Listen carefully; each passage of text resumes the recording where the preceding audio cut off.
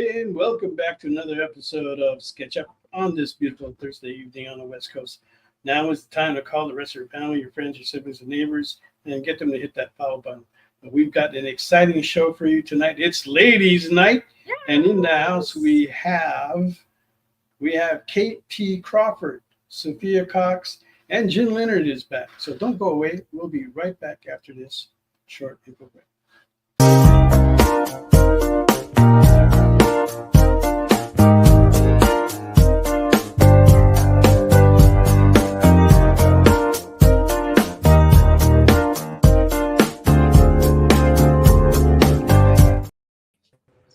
Hey, welcome again for another episode of Sketch Up on this Thursday night.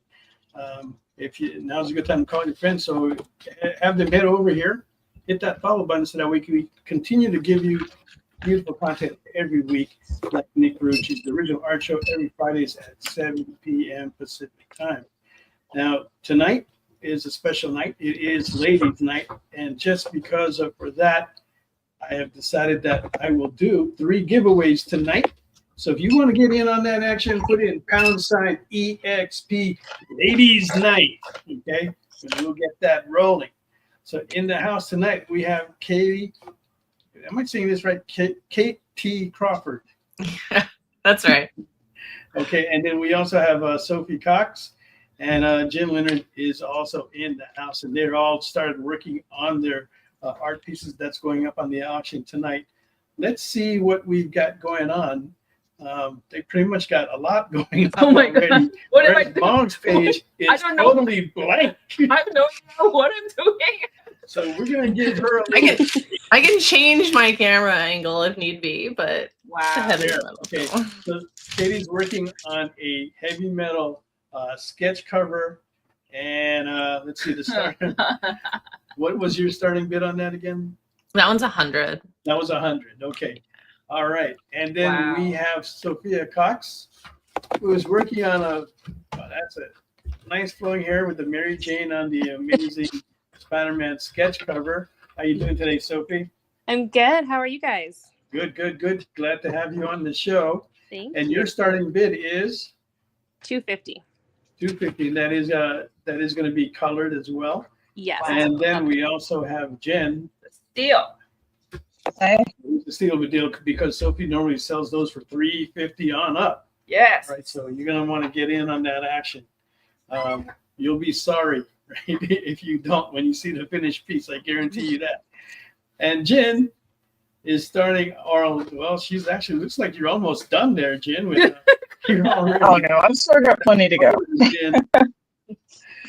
Right. And Jen's starting bid is $150, right? Yes. All right. So if you guys want to put any of that into the comments, and we'll get that rolling. So who are we going to put on the board first? We'll see what happens there. And Mog.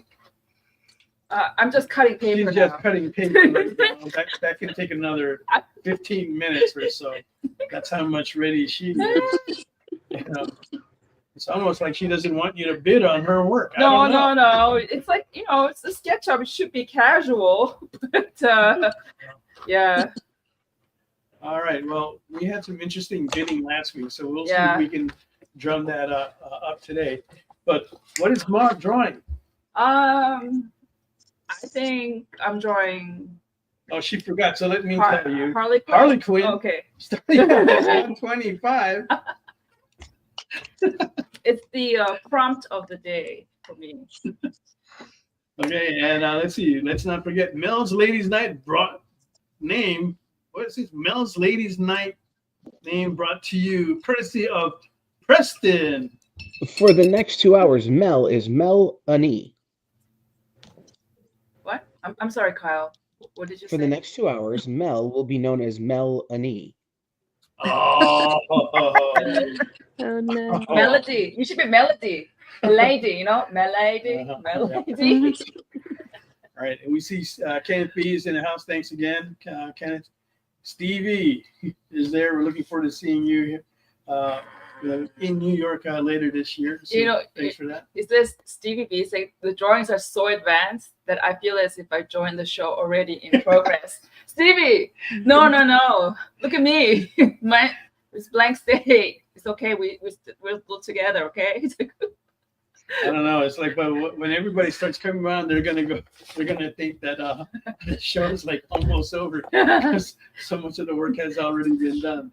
But anyway, so you have it there. You can see it on the ticker tape. If you want to get in on that action, Mog's Harlequin's going to start at 125. Look at that. Katie's heavy metal is starting at 100. I love Katie's. Look at her workshop. It's so neat. Are you OCD? Do you have a bit of OCD? Oh no, you can only see what's nice about it. Everything else is all over the floor and all over my desk. This is just the nice, pretty camera angle that no one sees. But the paint rack there. Oh, I love this. Oh my god. That looks like that's a store fixture. Yeah, you tilted it too. It's like on an angle. There's spice racks. I bought spice racks on Amazon, and they hold my paint. That's so ingenious. Oh my god. Thank you. No. Way cheaper. I'm not buying any more equipment for you. Can you give me spice racks instead of like how many $100 paint rack? We have we have about 4 studios set up in the house because Mom can't decide like where she wants to work and moves around. And I'm very inconsistent. Very inconsistent. So, and I can't be having all these different things like in different places all the time. I just think it's too much. We're doing okay, but we're not making like a ton of money or anything. So, we still got to survive. All right. So if you want to place a bid on any of that and get the bidding going, go ahead and do so in the comments, right? So Katie, are you also like when you eat, you have to eat the same food every day, or after a while you get so bored you just want to change your routine? Like, how close are you stickler to a routine? Me? Yeah. I am horrible at routines. Like, okay. I'm really bad. I'm supposed to do a routine. Like, I'm supposed to be intermittent fasting and doing all this other stuff. And I am all over the place. I am very much like, oh, I'm going to do this, and I'll turn around and see something else, and then I'll start another project, and I have 30 unfinished projects from all random aspects of my life. I am the most like ADHD, just chaotic tornado of a mess. Wow. I think that's true. I think that's true with pretty much every artist, and I think it just can't be helped. As a creative, you get these ideas, and sometimes several ideas come at once, and you've got to put them on the back burner. So, I think that's just like how it goes. But you know what's also strange? Like, people who say I'm such a mess, and they tell you, and you go into their house, it's pretty clean. So it's always like that, They're always, have you noticed that people do that? So maybe she's not that bad. Yeah. Like, I wish I could. No, here, hold on. Look, shh. You get behind the scenes stuff, real quick. That's actually not bad. I don't know what you're talking about. So, No, I see it. There's a monitor. Piles here, piles there. Yeah, I get it. No, but that's categorical regardless. So, I don't know that. I haven't gone through the piles to see what's in them. I can tell it's categorical. There's a So reason. you can tell me that back row is all DC or all Batman-related stuff? Or is it just sexy bitches sitting on the pile Mel, there? you're supposed to keep your language. Oh, sorry. Yeah. First aid minutes, I'm sorry. Yeah. All right, but anyway, you get the idea? I don't think you can tell. Okay. Anyway, Michael Cannon in Hawaii is driving home on his commute and is listening to us. Thanks for putting us on, Mike. I really appreciate that. By the way, for people who don't know, Hawaii is notorious for their traffic, and Michael travels from the far east to the far west, probably, and then that takes about at least north to south. I think that would take about at least an hour drive. So yeah. I'm going to say it's less than that, but oh well. Anywho, let's get on to some stuff here. So, Kate, it seems like you've been doing the amazing Las Vegas Comic-Con for a while. About how long have you been doing that? I think my first Amazing Con was actually only about 3 years ago. But I've only been doing art about 4 years in general. Okay. But Amazing was my very first con. Amazing was your very first con. Okay, so now it is interesting. You've been doing this for 4 years, and 3 years ago, you got into Amazing. How did that happen? Because you're just like breaking into this. How were you able to get in there? Honestly, I mean, a couple of my friends had done it, and then I applied for an artist alley booth, and I mean, there wasn't really like a major issue. I think I might have been waitlisted and got in later. But as soon as I got there, like the guy that runs it, so Jimmy who runs it, and then a bunch of his staff that was there were just like super nice. Like I told him it was my first con. To be fair, I had done another con previously, but it was a very, very, very small con, and it was like just not. It didn't have the convention feel. So to me, like Amazing was my first like, decent sized convention. And I talked to them, and they were really helpful. They helped me like with my setup.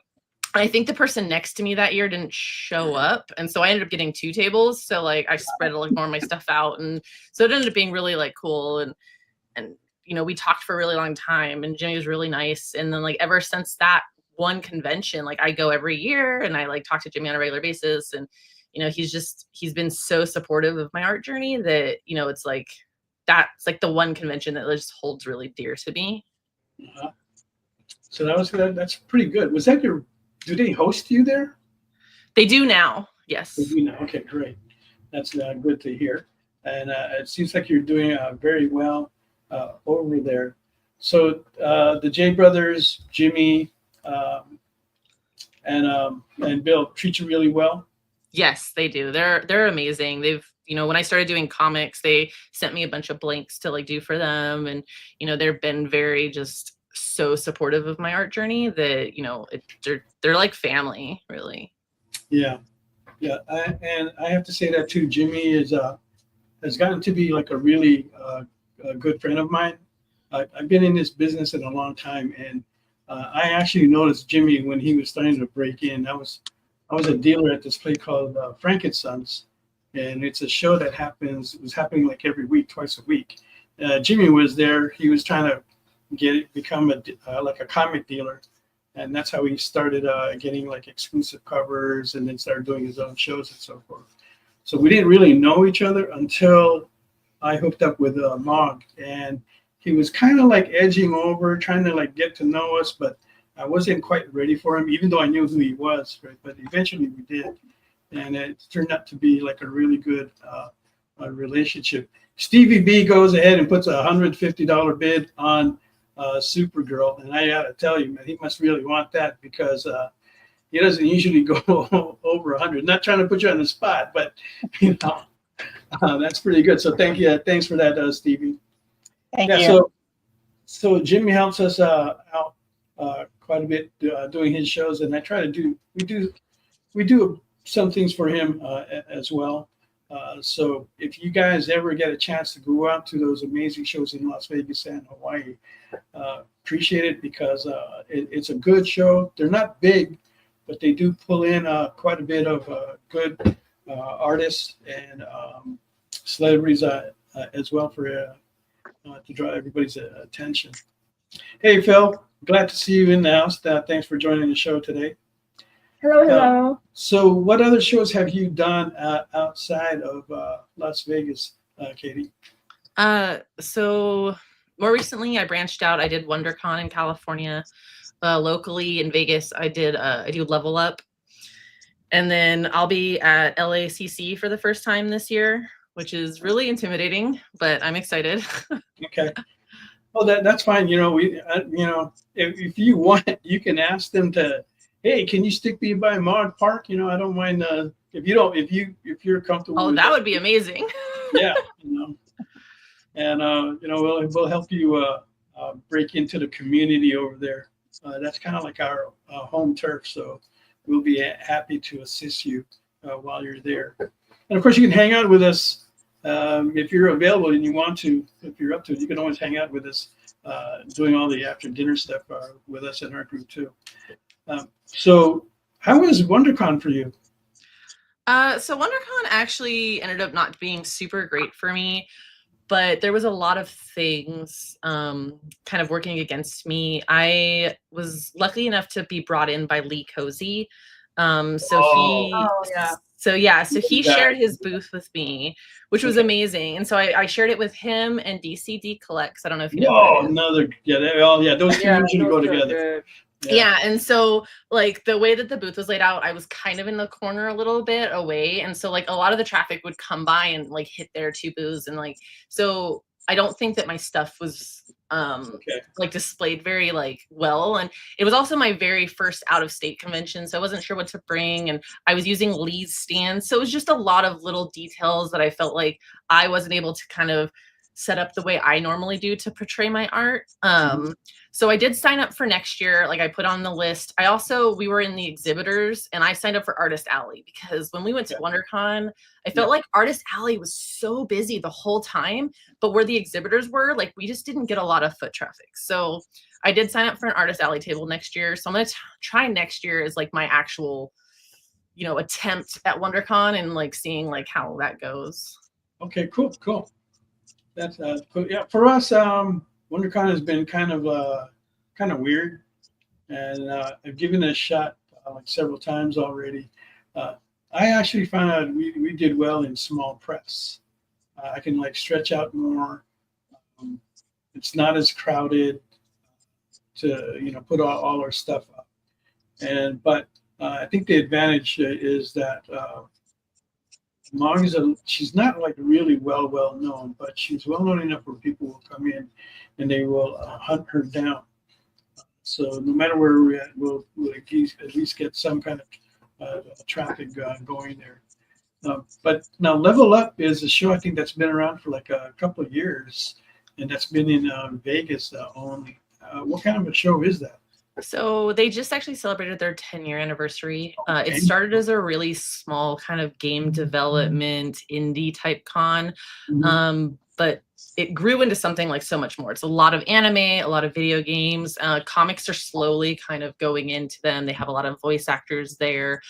It's huge. Like it takes up a good half of our convention center in Vegas. And if you've ever been here, you'll know it's like a huge center. I think they had like 160,000 people this year. Like the year before this year, they had to actually close the doors because it got so crowded that the fire department shut it down. So like it gets crazy. It's really busy all the time, like nonstop, shoulder to shoulder. But it's more anime and more video games, which I do all of that stuff. So it's it's probably one of my better shows. Oh, good. That's good to hear that they got another thing going on there. So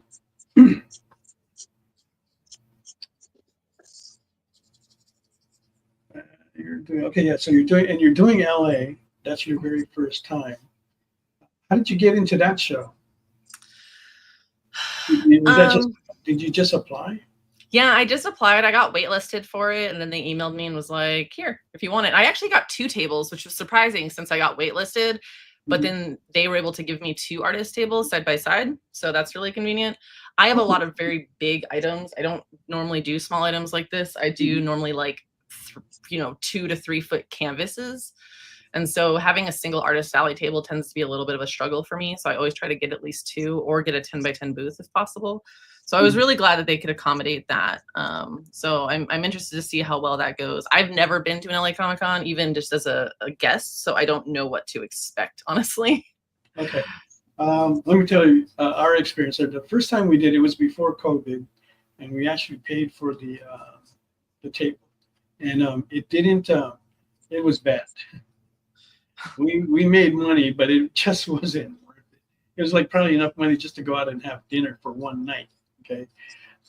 So I said, you know what? I always tell everybody, you got to give a show more than one chance. But on this one, I was like ready to I just threw in the bucket and the towel. I didn't want to have anything to do with it. It left such a bad taste in my mouth. But after COVID, they wanted us to come in there, so they were hosting us. I said, all right, well, if everything is covered, then we got nothing to lose, right? It is in our backyard. It's not going to take us too much. We'll give it a try. And then we did phenomenally well. And so we've been doing it every year since then, except we didn't do it last year. There was some kind of like mix-up. That's fine, but we'll be back there this year. But that has been I think out of all the Southern California shows, okay, that is the best for us. Oh. So kind of gives you something to look for. But the one thing that we haven't been able to do is to get 2 tables. Oh, sorry. No, and the thing is, Mog does big pieces too. Right? I would love to bring out these big pieces because that is a show that Original Art for Us does really well. Right? And, I might be able to bring like one big piece, but then it takes up like so much room. Having So to be able to display that would be cool. are there Artist Alley table, like their widths? Are they 6x6s or are they 6x10s? They're okay. The actual area is in the back of the table. I believe you're going to have like 5 feet. The Okay. tables are standard 2 feet wide, 6 feet long. Okay. They have a ruling that you cannot go. Your display in the back cannot go above 8 feet, but they can't enforce it, and a lot of people ignore it. Right? They just think it's like a stupid restriction, and that's very true with many of the other cons across the country. There are a few of them that will try and have that in their policy, not to go over 8 feet, but very few have been able to enforce it. They just don't have the manpower to keep going around and say, "Hey, bring that down here." Because if they do, they're gonna have to do that like every day, several times a day. Because these guys are gonna take advantage. They want to make money. But yeah, so that's their ruling, and I think I'm gonna have to send them a message and say, "Hey, is it possible to get a second table?" Anyway, Well, I was wondering, like, width wise, because if each, like, the booths are technically 10 feet wide, I'm guessing it's a 6-foot table, 2 feet on each side. I'm not sure. My stands. No, you're only gonna have 6 feet. Oh, so the booths, like the tables, are stuck together almost. They're stuck together. Okay, and then here, check this out. Oh, If you crap, want to okay. get out from behind your table, you have to cross everybody in the back there across their back space. Okay. It is not easy.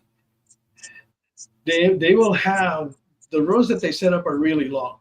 Okay, so there might be like, I don't know, maybe 2 or 3 breaks. So you won't, if you're stuck in the middle, eventually you'll be able to get up, or you're gonna have to cross over 3, maybe 4 or 5 booths if you're in that middle for that section. So it is a little bit of a hassle, but everybody understands and they just try to make it work. Okay.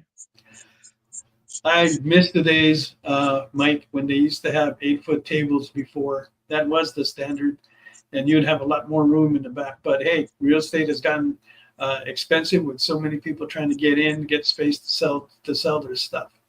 What can you do? Nathan, glad to see you in the house. Creative Keep, good to see you as well. Mike Asbill, I haven't seen you in a while.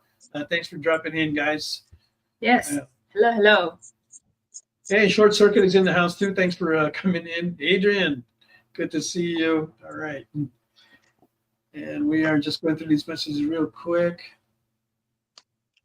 Yeah, Jen is doing a great piece. Right, that currently has a bid of 150 from Stevie B. So if you want to get in on that action, we're going to need a little bit more on that. Okay. And don't forget the other players in the house, Sophie Cox with her amazing Spider-Man doing MJ. Starting bid, looking for a starting bid of 250 on that. Katie's working on a heavy metal piece on a blank sketch cover. Yes. Looking for to start at 100. And Jen, there you have it, her Supergirl, looking really sweet, currently at 150. Don't talk to myself. A lot of people don't know that. Rook Peace, how you doing, guy? Glad to see you got that magic sketch cover. Is that you? Already? Thank you. Already.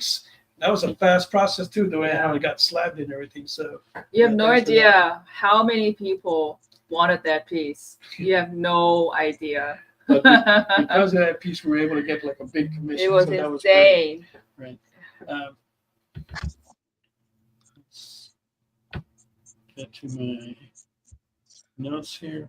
There was even a guy who saw it, and then he came back, and he came back after what, like about 3 hours, and then he said, "How much? Hey, how much is this?" I was like, oh, this is already sold and taken. And then he asked, did it get taken right after I left? Because if that's the case, I'll be so angry at myself. And I told him, no, it's okay. Yeah, it was to that level of, and that's just one example, by the way, Rook. It was insane how many people wanted that piece. Right. So, Katie, one of the things that you talked about is that your art, pretty much saved your life. Can you tell us about that? Oh yes, do tell.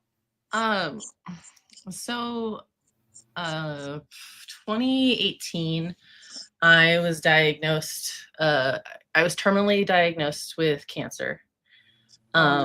We found out a couple years later that while I had a tumor, it was actually due to a genetic mutation that leaves me very prone to neurological issues like tumors, strokes, seizures, stuff like that. So 2020 came around and I suffered a really massive stroke that left me partially paralyzed. And that's when I started painting. I got like a 4-pack of canvases and some like basic paints from my mother-in-law for Christmas. And I started painting as a form of therapy for like my fine motor skills.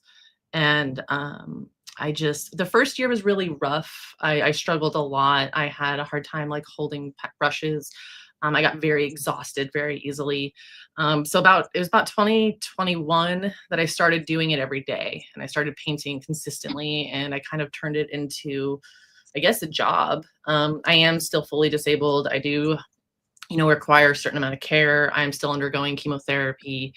I still have all this other, all these medical issues, but, art has not only helped me physically, with my paralysis and my fine motor skills, but like mentally, when I'm very depressed, for when I got first diagnosed, I had a lot of very dark thoughts, like why am I going to deal with this? Why should I put my family through this? This isn't fair to them. I was in and out of the hospital. I was very sick.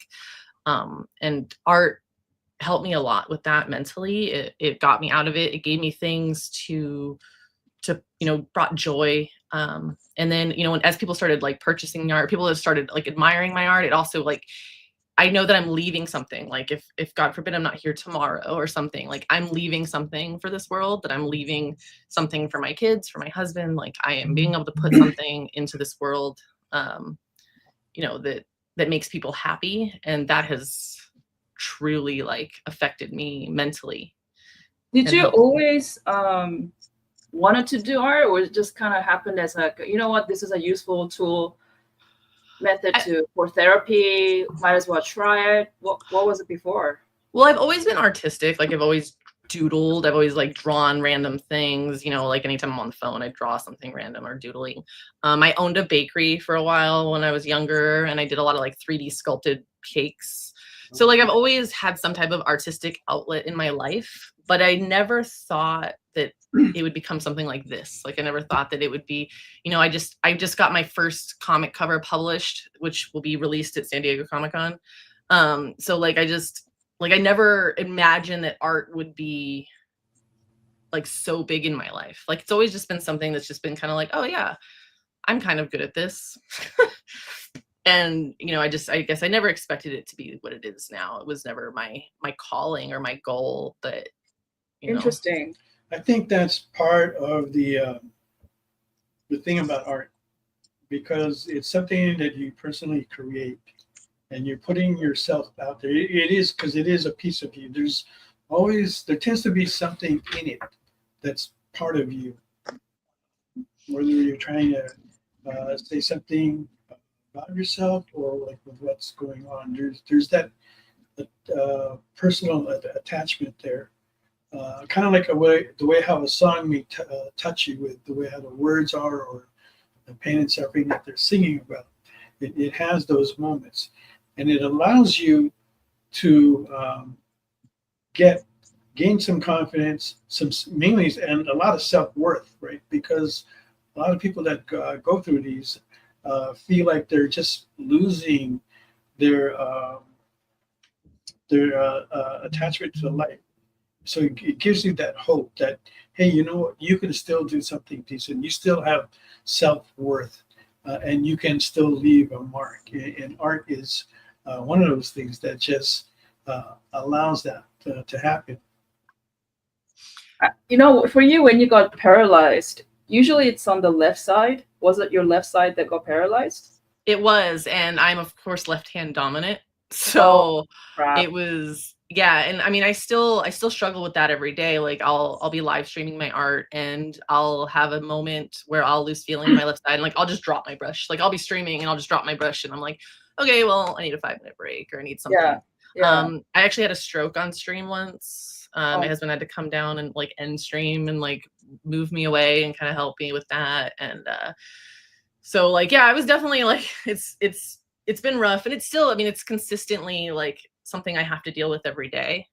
And with being left-handed, and like you said, every time I have an attack, I always lose feeling in my left side, like my hand or my leg. Yeah. So it'll set me back sometimes, make it so like I can't do art for a day or two. But even when I'm struggling, like when my hands are shaking or whatever, what I'll do is I'll usually take like a random painting. Like I will have really random art around because I'll still want to paint, but I won't be able to do something really meticulous, like small line work like this, obviously. But so like I'll take something random and I'll do like I did this random like mermaid thing, right? So it's just like a lot of big stroked items that allow me to slowly get control of my hand and arm again before I get back into doing small stuff. So you're using this as an outlet, as a therapy, as something very constructive, and basically something that also gives you joy, right? Spiritually, emotionally, mentally. Yes. But as a professional, there is this burden to make it perfect. So 80% of my time as a professional, it's not pleasurable. As much as people think it's a pleasurable thing for me to do, but because it's a craft that you're perfecting, it becomes very. It's like working out. You're lifting mountains every day. I mean, that's the best way I can describe it. It's painful. Now, for you, how do you balance that between the goal of artistry mastery, right? The goal of mastery, and then also goal of as a therapy, because they kind of clash. In my opinion. They do. And I've actually told this to my husband and like my best friend, who's like obviously really worried about my health, my mental thing, is like the day that art stops becoming therapeutic and becomes more of a job is the day that I will stop doing it. When I'm sitting in this chair and I'm holding this brush, it's not about the work. It's not about if I'm going to sell this piece. It's not about if I'm going to make money on this piece. It's not about the commissions. It's not about the cons. It's about me. It's about why I'm doing it. It's about my health. It's about my family. It's about, making sure that, I am in a good place mentally. The second I'm done with this and I turn around and I got to post on my website, it's now about work. And it's now about, trying to, obviously I can't have 1,000 paintings in my house and trying to, make some, income and stuff like that. It's hard to juggle. It really is. I've gotten okay with it.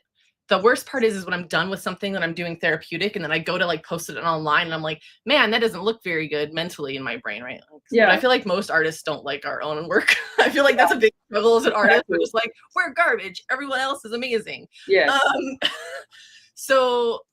But when I'm sitting here and like I am doing this, I'm not thinking about the work. And I'm 100% self-taught. I've never gone to art school. Everything that I've learned, I have just practiced or done, or I've found that works for me. I'm sure a lot of the stuff I do is probably, really bad or off, like when it comes to like how you're supposed to do something, or I probably do things, more elongated than it needs to be. But I just, in a way, I don't care because of why I'm doing the art. Like if it takes me 3 hours to do something that should only take me an hour, if I knew how to do it properly, that's okay to me. Because to me, that's 3 hours of therapy. That's not me spending 3 hours of work. Okay. Yeah. Does that make sense? Yeah, it makes total sense. Let me let you guys in on a secret here. Okay, so I'm not an artist, but I've been interested in art since I got into comics. When I started going to Comic Cons like San Diego back in the mid '80s, and I got to know the artists, and I got to really get a good look at the actual art that they did. Right. I was always amazed with what I saw. Right?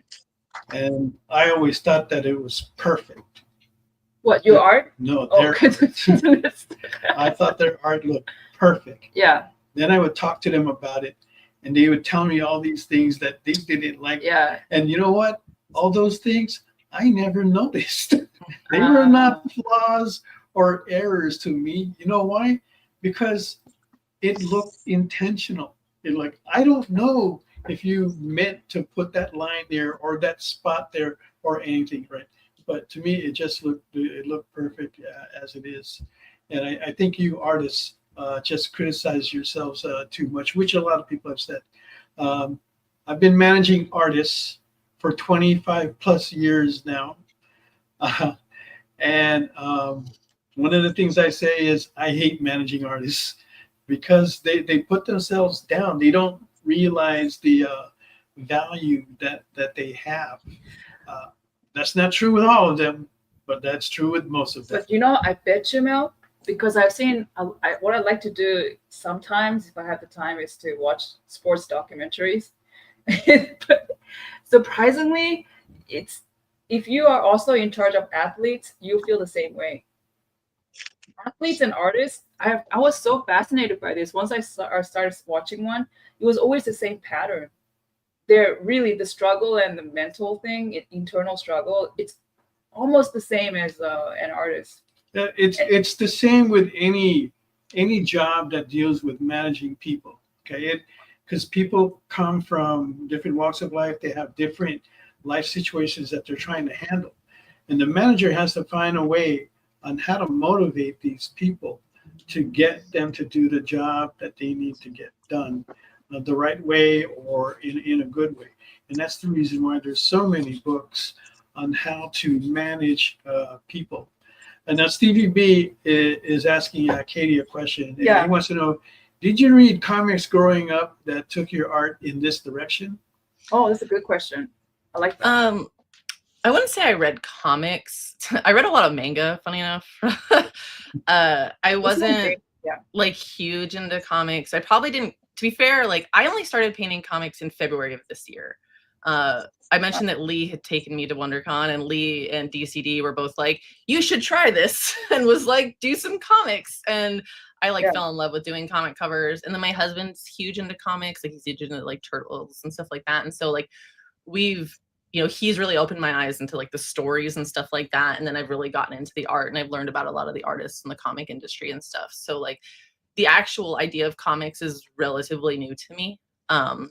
But I do enjoy it. And I enjoy a lot of the art. I got to meet like Ryan Otley this recently at Amazing Comic Con, and like he sat and talked to me, and he was telling me about all his art. And it was just amazing to meet someone that's like pretty big into the comics and like figure out how they do their work and how their art. And it's been a great journey to learn about this stuff and to be like a part of this like culture of comics and stuff like that. And so I'm enjoying it quite a bit. Now, are you going to LA Comic Con by yourself? I'm going. My best friend is coming with me. Unfortunately, my husband's a teacher, so he can't take the time off to go. So it's gonna be my first time there without my support husband.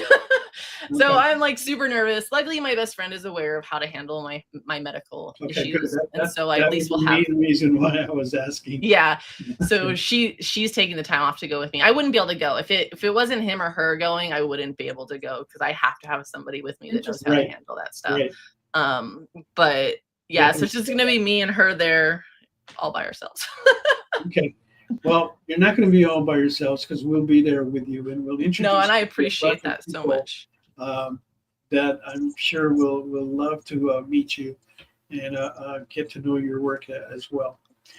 And many of them have been on the show too, so you'll have that, and they'll be able to share the experience with you too as well. Now you're doing something special this month with.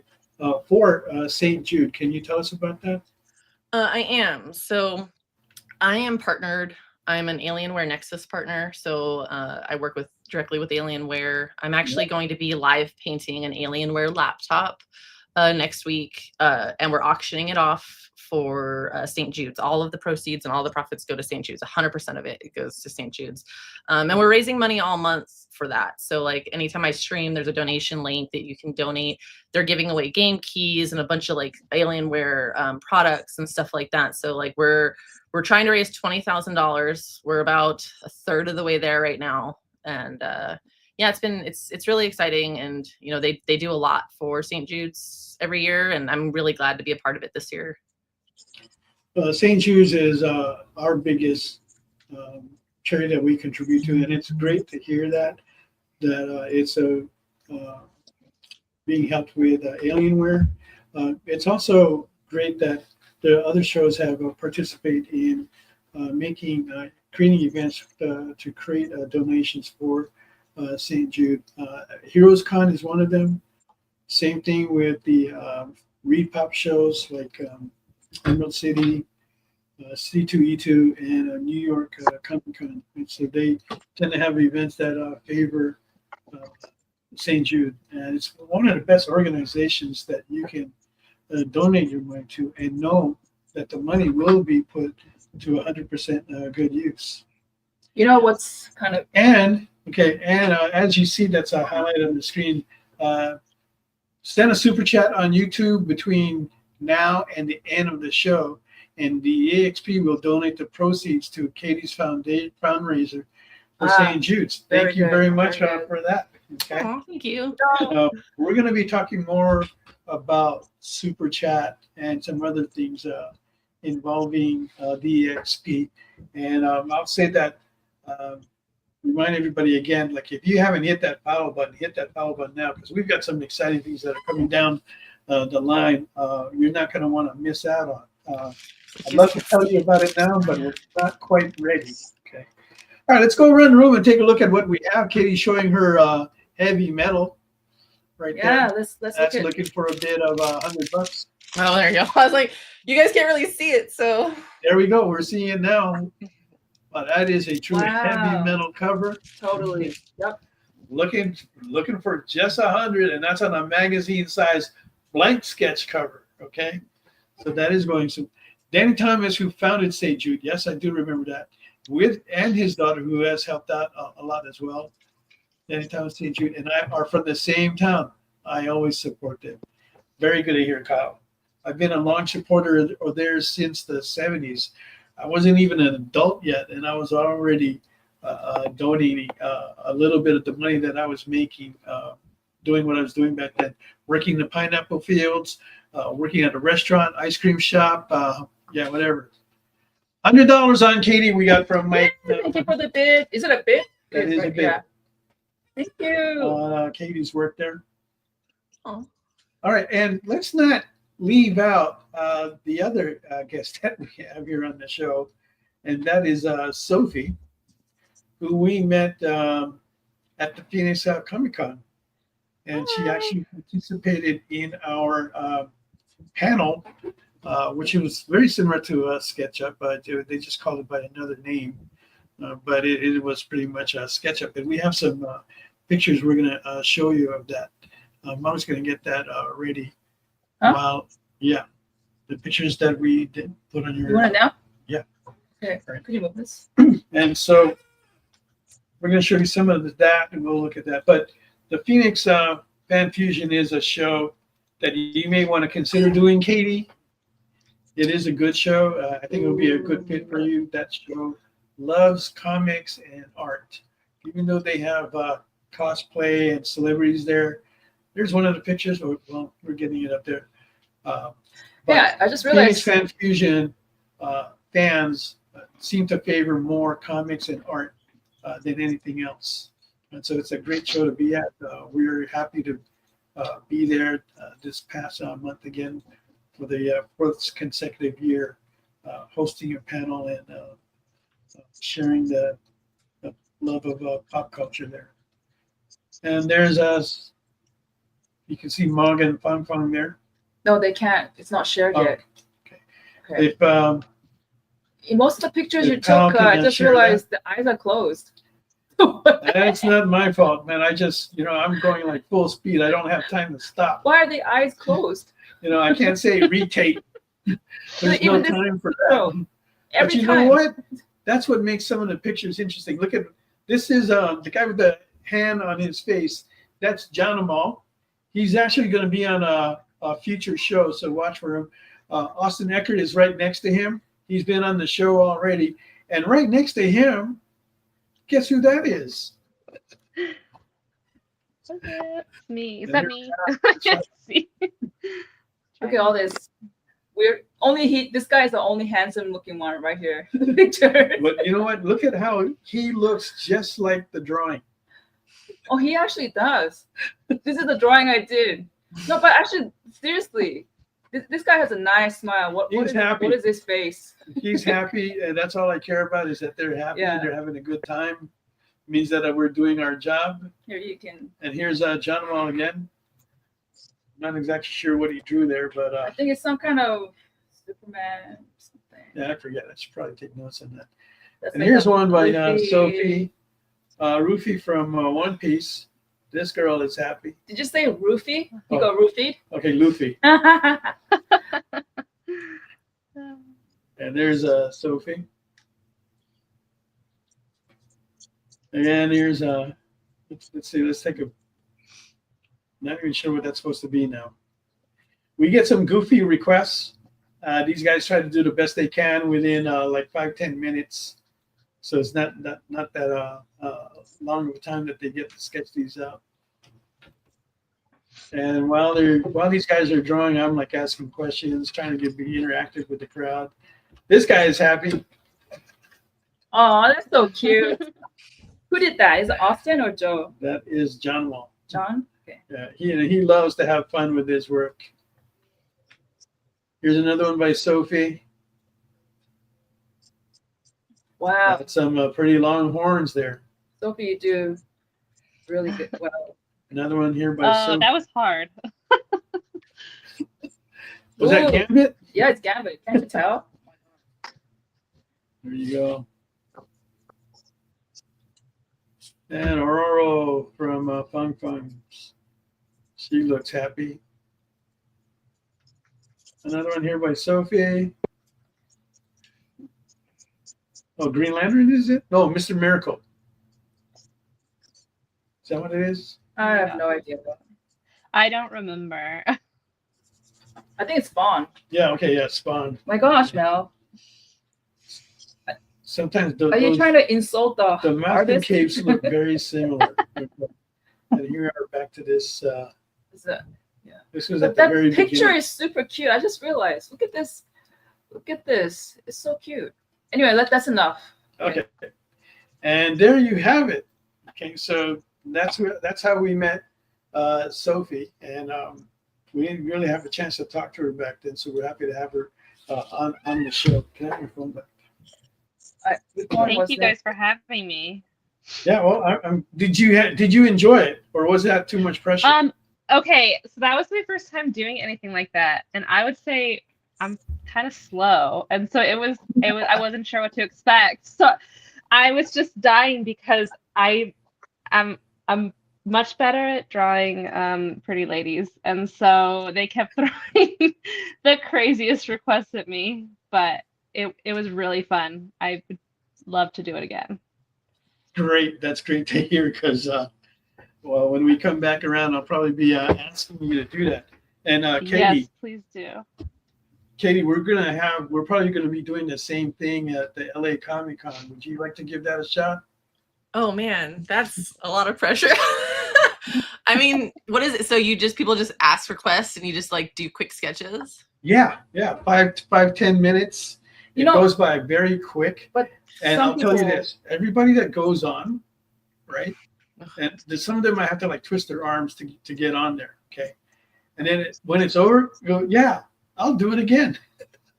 I guess my only concern is like I don't know a lot of characters. Like I said, I'm really new, especially in the comics. So like I need to at least like look at references really quick to be like, oh, that's who that character is. So if I can do that, then I would be more comfortable with it. You tell them, Sophie. Yeah, you definitely can. I had to reference almost every single character I drew. I just had my Okay, phone good. there. I was like Googling really quick, like, and yeah, no, it was stressful but fun. And honestly, like several people came like to my booth the next day, and like I had a guy walk up to my booth the next day and that got one of my sketches, and he dropped a large chunk of money within like 5 minutes. So you get a lot of sales from it too. I did, anyways. And That's that is So the it was bonus part about very doing good. these panels.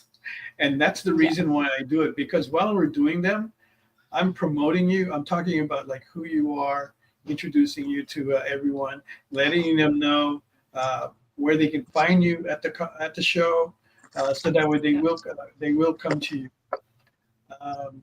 Yeah, and that happens a lot all the time with everybody. So I think that's one reason why people ask to come back. So yeah, let me put you on that list there. I just got to get them to approve it. Once they do, I will let you know about that. And so, Sophie, tell us a little bit about you. Like, how did you get into art? Because you're fairly new, aren't you? Are you, or have you been a I while? so I've been doing this for about 10 years. Okay.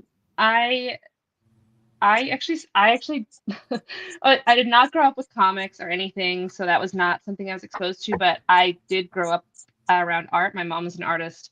I always wanted to be an artist. When my oldest daughter, she was about 10 or 11 years ago, she started getting into comics, and we took her to Denver Comic-Con at the time. Ooh, It was called Denver Pop Quiz. We lived in Denver at the time. okay. And I made her a Squirrel Girl costume. I got my degree in fashion design, so I used that now to make costumes. And we went. My husband actually took her.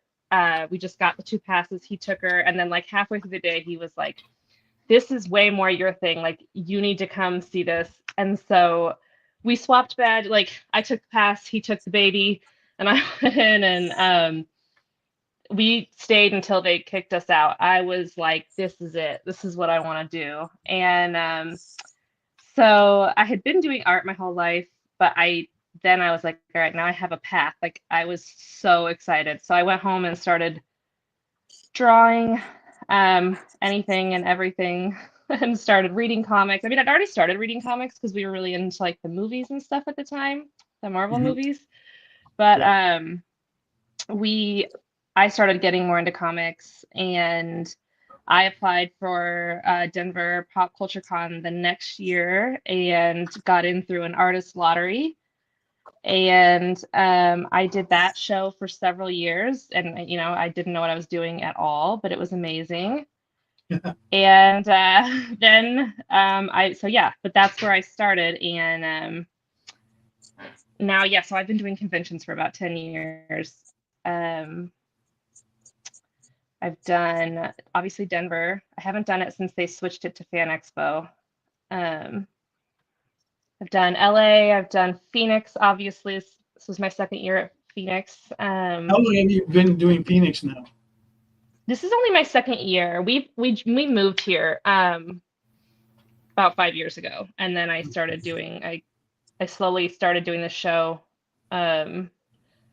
First year, I think I just went and checked it out and walked around and met people, and then I've done it 3 years. Actually, that's not true because the first year I did it, I was at a booth with Night of the Chihuahuas. Right. Oh, Yeah, okay. with Nathan. Yeah. Yeah. Yep. Nathan's a lovely human, a good friend of mine. So they had me out at their table to like do sketch covers and stuff, and so that was really fun. And then the next year, I was able to get a guest spot. So I've done that for 2 years, and then I did do the Amazing Con Las Vegas this year for the first time. Right. I did see your name on there. So I was Yeah. happy to see that. How was that for you? It was okay. It was a little weird. We were in the weird like extra room that they made, and that was not the best, but the people were great and everyone was really nice, and So hopefully maybe I can do it again, but not be stuck in a room that nobody Right. knows about. Yeah. That is So- something that they are working on to Yeah. try to better the show. Yeah. And No, I mean, I definitely talked to get them back about it a in. little bit. So Okay. I So would they like to go actually back and trying to try get back again. into like a bigger room, but right now Yeah. that's working for them. Thanks for coming by, Kenneth. So glad to have you again on the show. You've been a great supporter. So thanks for that. And Christina writes, remember to use Harley's bat and smash the thumbs up. Not exactly sure what Mog is doing here, but all right, let's go ahead around the room and take a look at what everybody think of. I was going to do that earlier. There is Jin's. That's not Jin. I'm sorry.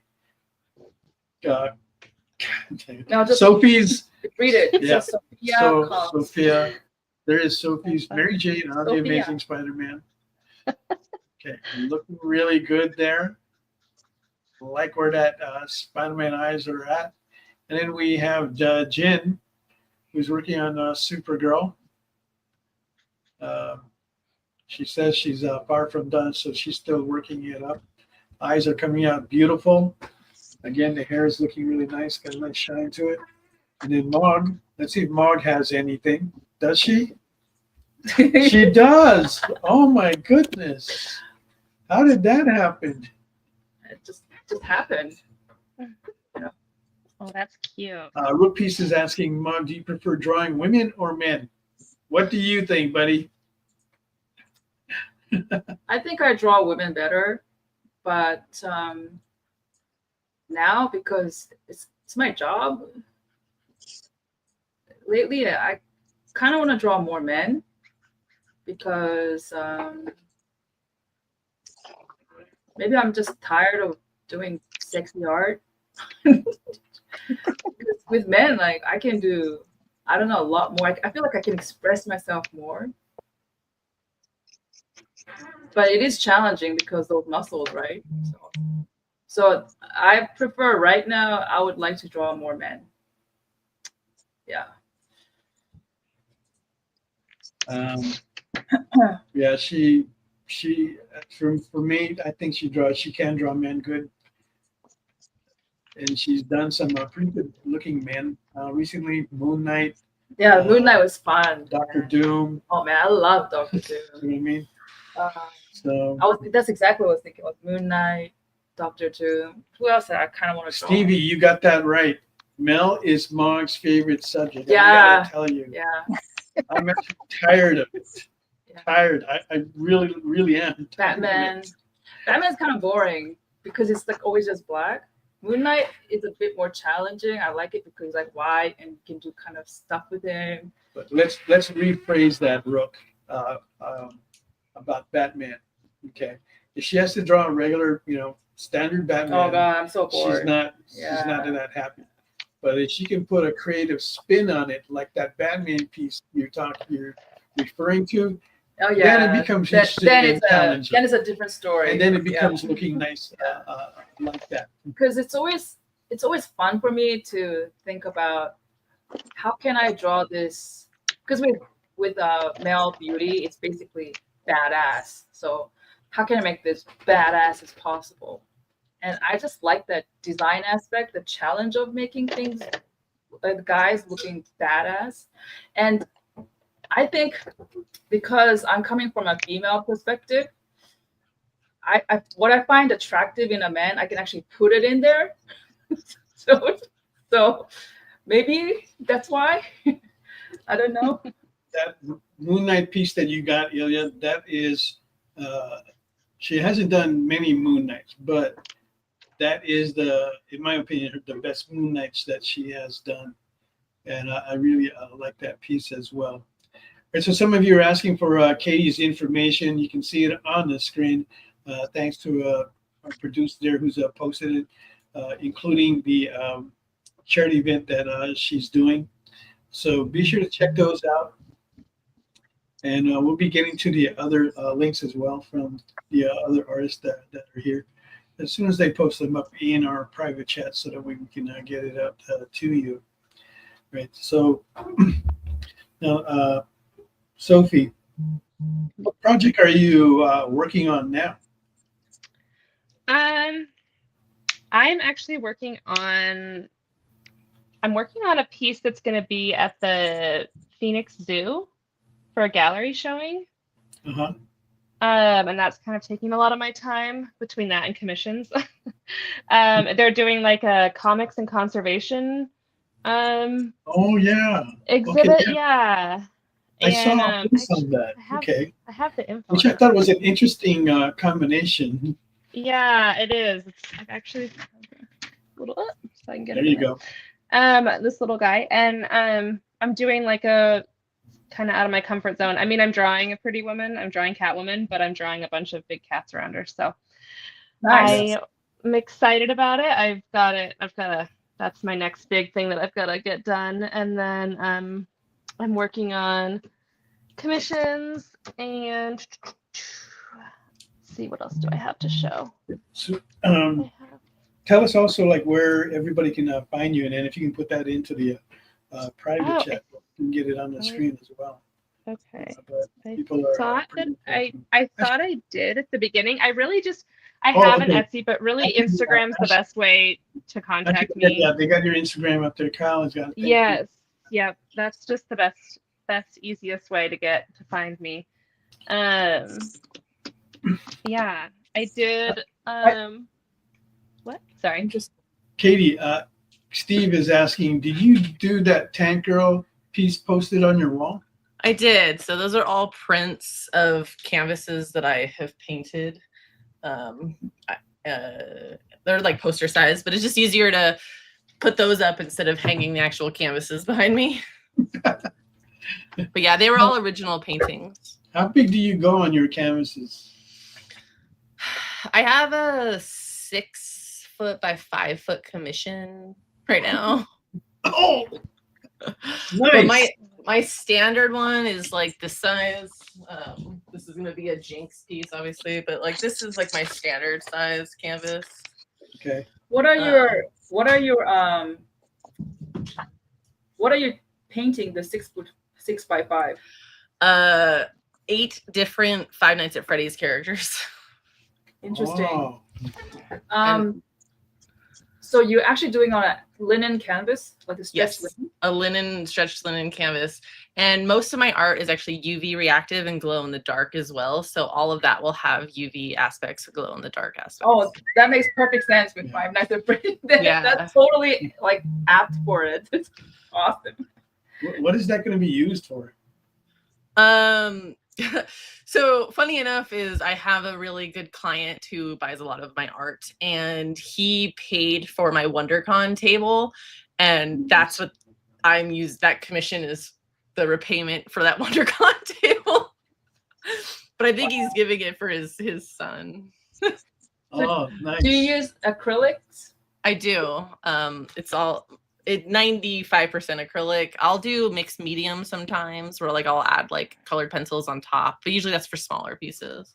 Okay. I actually have to ask because you use on canvas. Is your brush like the bristly, stiff type of brush do you like to use, or you like just using synthetic soft brushes? Synthetic soft, even for like the really big ones. Yeah. I will do a 10-foot painting with this type of brush in my hand. Oh, like Or not a the 10 foot, but a 5-foot painting. Like Ouch. the soft one. I do have a like this is like probably my biggest brush that I have, and that'll maybe for like the background, but I don't use like really big brushes or stiff brushes. So you use a lot of what, like a slow dry medium to dry, like prolong the drying time? No, I just do a lot of layering. I actually prefer to do like a really quick base layer coat and then let that dry, and then do like the next shadowing on top of that and let that dry, and then I'll do like the low lights on top of that, and I just do layer upon layer. So That means you which thin it is- out. That means you thin it out quite a lot with water. No. You can do a lot of layering. I don't. I mean, I use like a water base. Like I don't do I use a thin bodied acrylic. I don't do like a thick bodied acrylic. Yeah. And then I also started using like acrylic ink. So it's like literally just like wet like water. Yeah, that's And what I was so- thinking. because if you have to do that layer, you gotta have to thin it out. So I was wondering if you just like thin it out with water, or you just use like a very low viscosity, very like high flow type of acrylics. Yeah, I'll usually use like but I will also thin, like if I'm doing like something that I need to be transparent, I'll thin it out a lot with water, or I'll use like a really thin matte medium, depending on like what it is I'm trying to accomplish. Yeah. Do you use an airbrush? I actually just recently started using an airbrush. The very first piece I did, I finished yesterday, funny enough, is I airbrushed this. That's smooth. So it's all just ink and line work, and then the green was all airbrushed, and then the eyes glow in the dark. But this is the first ever airbrush. I just bought an airbrush. How much was your airbrush?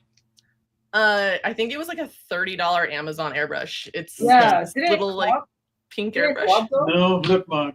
Looks like she's got the same one as you. Yeah. Can you hold that up one more time? Yeah, I got the same one because I just recently got it too because it's like so cheap. Like what? This is like so $30. So when I used like actual acrylic paint and tried to water it down, I had issues with it bubbling or clogging. When I use the acrylic ink, it's smooth. There's been no issues whatsoever with the acrylic ink. Do not wanna. Okay, so I use acrylic a lot when I do paint. Right? And you don't want to use water. Actually, one of the best things that I found, there's this soap actually that I use that actually does like a really good job, but it is so hard to find these days. So I don't like recommending it because you just can't find it. But once in a while, I'll see it at like one of the 99-cent stores or dollar stores, which is weird. But they will have their. But recently, when I was at Michael's, they actually have got some pretty good ones now that work well on with acrylics, depending on what you want to do with it. So I think those are worth checking into. Yeah, why not? Like, I've been always curious about those high flow type of like acrylic medium, the one that's very fluid, and I heard a lot of good stuff about it. So that's why I'm so glad you can divulge some information about that, Katie. So this is brand new. Like, it's funny. Lee kept hounding me. He's like, you need to get better paint. Like, my paint was fine, but he's like, the paint you're using, like, I got my paint from Michael's. He's like, you need to get better paint. And he kept hounding me. So I bought this stuff, right? I bought just like the basic, just the black and white, and then like the mixing colors, and I started mixing them. And like, I have yet to go back and tell him how right he was, because if you know Lee, you know that he will be like, I know I'm right, and he will rub it in my face forever. Oh, what's the brand? The one that you just held? It's Holbein. A Holbein? Oh yeah, oh my God, he keeps hounding me about the Holbein. Look, I am not the first person. Like, I am very rarely going to tell somebody that they are right, and I won't tell it to his face. But 100%, this has changed like my painting life. Like, I have been like, when I paint, I swear I do like happy dances with how smooth this paint is. And then using it in my airbrush, I was like, oh, this is so fun. Wait a second. Do you just get that from Amazon? Because I really don't get it from Amazon. I was told that Amazon will actually have like fake Holbein. You get it from Dick Blick. Oh. And then so like this bottle I think was like $28, and then these ones are like 10, which is crazy to me. But like this, I started putting them in this. So this is about 4 drops, and this has lasted me 3 comic covers already. Are you serious? Just 4 drops? Like 4 drops have literally lasted me like 3 comic like covers, because it's so smooth that I don't have to consistently go over or refill anything in. Like, I'm doing like, where before like my base layer would be 2 or 3 layers, where now my base layer is literally 1. My next layer is literally 1. Like, and I'm even like using this teeny brush, I'm still putting too much paint. Like, I'm not used to having a paint that's so smooth that I'm still learning, and I'm probably using too much paint as it is. Like, no wonder when I asked you what kind of brush you use, that would be a perfect match made in heaven. The soft brush with that high flow type of media. It makes total sense. Right, so Stevie B writes, Mel, I don't think melting down Crayolas and applying them with a water pick is considered airbrushing. It may not be, Stevie, but I've seen some good stuff come from melted down Crayola. You can talk to April Reyna. I think she does like some of that for Ethereal Comics. I don't know if she uses it on her commercial work, but she has played around with it. Stevie writes, Katie, you should show your heavy metal custom covers to magazine's publisher, Frank Forte. He might give you a gig.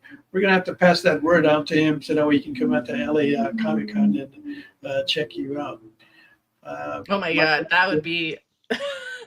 You guys are going to make me like. Yeah, there's actually a few other heavy metal guys there, so hey, you know, they could probably help along. Mike writes, Mog, your Harley is looking good.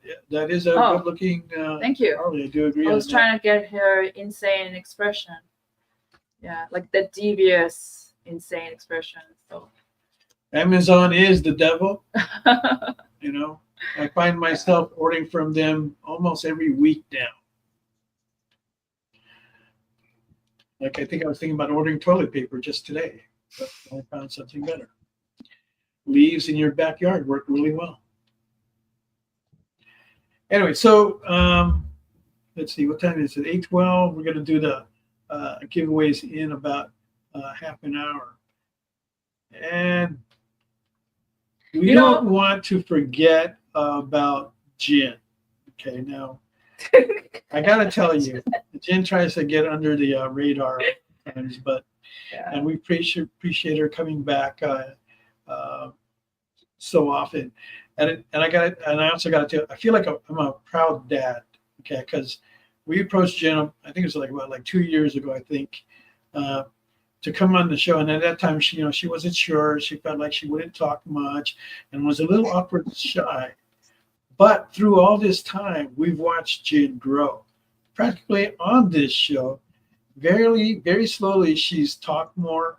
Her art has certainly grown. She's doing colors now. Look at that. And she's doing more appearances successfully, I might add.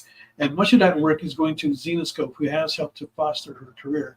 You can say that what you will about Xenoscope, but one thing about them that I see from the outside is they take care of their people. There's talk about other companies that feel that are great to work for because of their IP properties, but several have also spoken out about how that is not the case, that they're not that great to be working for. But hey, you got to get your credits. Now, sure, Xenoscope has their own issues, but they still have fostered great talent like Jen, Don Matique, Ebass. And speaking of Ebass, here's an announcement. I'm going to be getting Eric on the show soon. He's very open to it. He's been open for it for a while. It's just kind of falls down on me.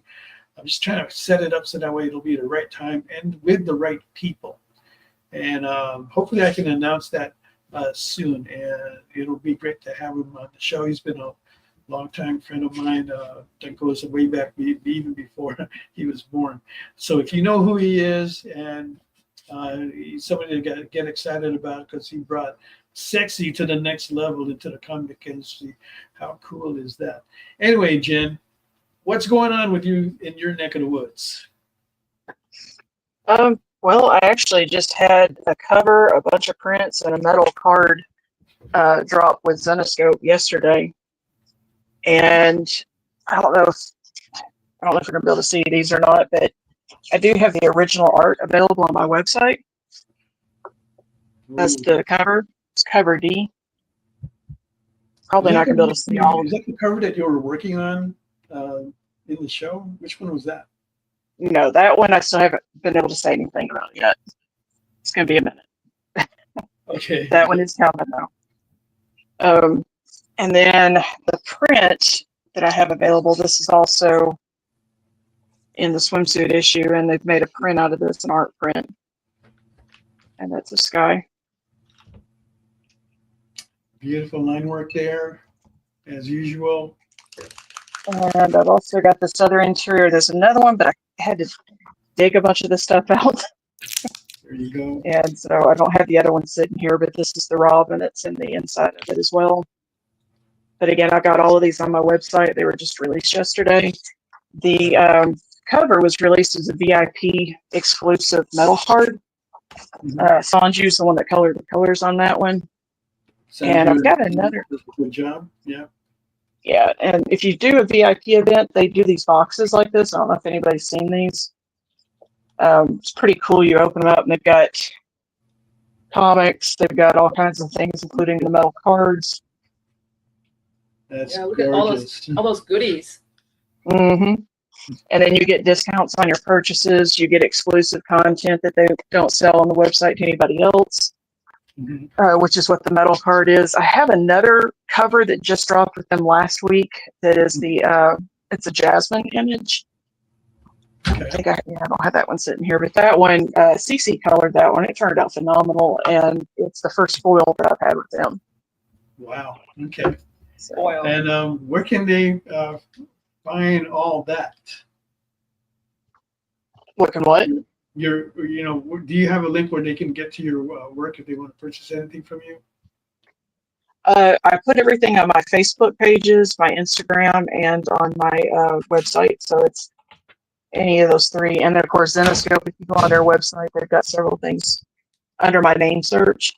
It'll pop up. So Fantastic. So you guys want to support these ladies, check out their websites, see what they got, see if you can show them some love. Right now, with the bids, we have the $100 on Katie's heavy metal sketch cover. Woohoo. So we are looking for the bid on that.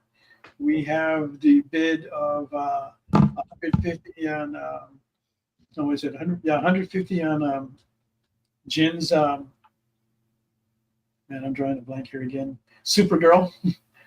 That's from Steve. So thank you for that. And we're still looking for a bid on Sophie's Mary Jane on the Amazing Spider-Man blank cover.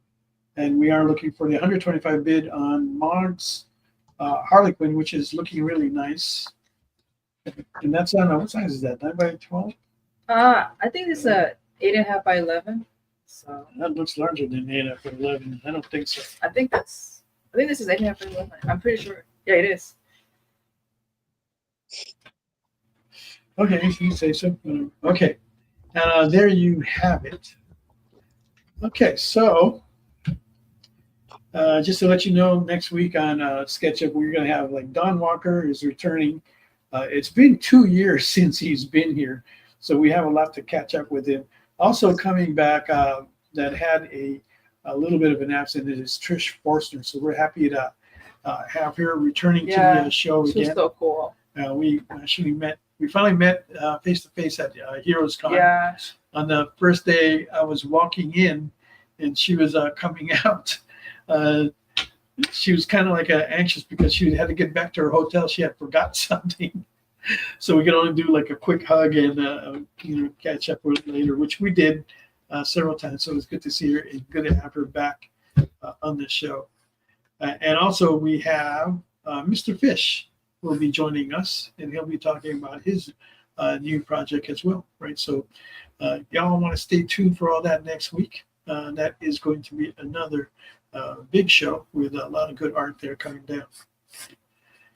All right, so we have 7:17 right now. You've got about 40 minutes or so to place those bids on there. What do you mean 7:17? I'm sorry, about 47 minutes, I think. Wait, 37 minutes to place those bids before we go on. Okay, that's what I mean. Hey, Mel. Yo. One of the covers that I did on the show with you guys, we auctioned it off. It was for Bridgeport Vampire Bloodlines. That's right. Yes, he is launching that Kickstarter, and I sent you guys the color file. I don't know if you have that, but it has been colored. It is dropping in probably about a week or two. I'm not real sure exactly. I know he was waiting on some last-minute covers. Yeah, and I did get the message from him that he was launching. I definitely want to have him back on the show. I just been in the middle of a bunch of things, and I need to take a look at the schedule, kind of update it and get it straightened out so I know where everything's at, and I'll know what dates I'll have available. Then I can reach out. There's other people that are like reaching out as well. So I got to try and put it in order. I'm a little bit behind. I'm starting to catch up now. And that's because of the string of shows that we just did. We did 3 shows in the last 6 weeks. So each week that had gone by, I was like falling behind a little bit. And now I'm kind of at the point where I'm almost like catching up. So once I get that done, then I can reach out to him and all these other people that are going to be coming on. And we've got a great list of new people that we're bringing to the show. So you definitely want to stay tuned to that. Hit that follow button so that way you don't miss anything. And if you haven't yet, in about maybe about like 30 minutes or so, we'll be doing the giveaways, and we've got some special nice prints that we're giving away tonight just because the ladies are in the house. We'll be giving away a few more ladies with those free giveaways. To get qualified on that, put in # EXP Ladies Night, and that will get you in the drawing for that. If you are international, you will need to pay for shipping. If you can let us know about that ahead of time, that will help us out. But other than that, domestic winners will get theirs free of charge. We take care of the shipping. And all right, so rookies rates. Mog, are you tired of Batgirls? If not, would you want to do a Stephanie Brown Batgirl geisha? Oh man, I've never done a Stephanie Brown. You're hitting the right piece, Rook. No, Who's the Stephanie Brown one? That's intriguing to me. If I didn't do a character, it's intriguing. Well, and he put the word there, geisha, which you like. And I'm good at it. Doesn't mean I like it, but yes. But anyway, is that something that you want? Who is Stephanie Brown? Just tell me first, Mel. Do you even know who Stephanie Brown is? No, actually, I don't. Okay. But yeah, we can talk about that later. It's a blonde Batgirl. Interesting. I didn't know they have a blonde Batgirl. Let's see, Mog, Mel, could you all put the link for high bidders of all in the live chat, but in the show description as well, to make it easier for the high bidders to. Okay, I think it is updated on there. Okay, but currently, Jen has a bid on her Supergirl at 150 from Mike, and then I'm sorry, it's from Steve, and then Katie has a $100 bid on her heavy metal from Mike, and we're still looking for a bid on Mary Jane for 250 and for the Harlequin at 125. Okay, and it should be on there. If not, it will be. Interesting. I didn't know that. Mike Aspel said that live chats and links actually disappear in 24 hours. I didn't know that. They disappear for 24 hours after the show is live so that they can process and be screened for spam. The problem we have is we put the link in the comments before the show or in the description before the show. We were getting something like 350 spam emails per show. Oh, wow. After the show now. Okay. In the description. So they put the comments back in later? Or? Yeah, it just takes 24 hours for them to be processed and filtered out as spam. All right, so you got that right. So if you heard that, 24 hours after, they do put it back in, right? And I've had some, and that explains a lot because a lot of times I will have to go back in there to watch the show just to verify the bidding, especially like last week. If you saw last week's show, we had quite a bid for. So I want to make sure that we get the right winner sorted out and everything. So yeah, I do have to go through that. Actually, listening to Sophia, that listening to you talk, I'm actually curious. Were you a good student? Did you get A's at school? Me, early on when I was young, and then not so much in like middle school and high school. So what happened? everything else became more interesting than school. Oh, were you Yeah. by any chance? Were you the oldest child? I'm an only child. You're the only child. Interesting. Yes. Yes. You have a Yeah. similar vibe as Jin here, actually. So That's so yeah. funny. I don't want to interrupt anybody. You guys are all. No. I'm not saying you're quiet. I'm just saying you have a similar vibe as Jin. Oh, thank you. Jin also is the only child, Okay. I think. Oh, Did I that's get it so wrong, funny. Jin? I think only children are also taught growing up never to interrupt the adults because that's who we're with all the time. And it's hard Yeah. to just interject when you're on a conversation with a lot of people. Yes. I agree. We only need your address, Ken, if you win something. Okay, so if you win something, then we'll ask you to fill out the form. So if you are a winner tonight for anything, whether it's the giveaways or the artwork that the girls are working on, we'll have you fill out a form. And that form comes back to us where we can send that information out to the proper artist or myself, where I can go ahead and send out the free giveaways, and then the girls can send out the artwork to whoever the winner is. And if you didn't know before, all the money that that you guys throw into the bids goes 100% to the artist. The experience keeps nothing of it, right? So we appreciate that a lot because it is a platform that allows the artists to share their work, grow, and it helps them pay bills. Basically, with what it comes down to it, and we like that we can help that way. All right. Okay, just looking at the other ones here. Katie. So Here we go. Watch out. do you know how you donate and you're pro like St. Jude and you want to help St. Jude because of all what they do? Mm-hmm.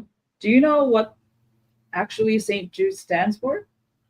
Like what? Like their motto or like? No. I'm sorry. What do the they actual do? saint. What his story is? I don't actually. Okay, so I'll tell you kind of a Oh no. long-winded story. I don't think we have that much It's not. time. It's not that long. I'll keep trying to keep I'll it short. give you 1 minute. 1 minute. Okay, so my mom is Catholic, and I don't know if you know this, but in Asia, we actually, when we get baptized, we give each other English names. So when we go into church, I can't use I can if I want to, but like I'm not a Mog anymore. I have to use my English given baptized name. It will say, oh, Sister Peter, like Sister Veronica, like Brother Peter. That's how in church we talk. And when I was a kid, my mom went to this nun, and she's very, she was really like, my mom really liked this nun, and she was like, I think she was the one, the mother, the one that runs the nunnery. So the head of the nun, and she named me Judy, right? And I hated that name. But when I came to America, I used that name when I went to work and said, hey, what should we call you? I said, just call me Judy. I mean, it was my English name. And then just recently I found out, because I was talking with my mom, because I was going through like kind of like some tough times. And she said, hey, your name, do you know what St. Jude stands for? I was like, no. He's actually the saint of utter despair, hopelessness, and lost causes. Oh. Yeah, saint of lost causes.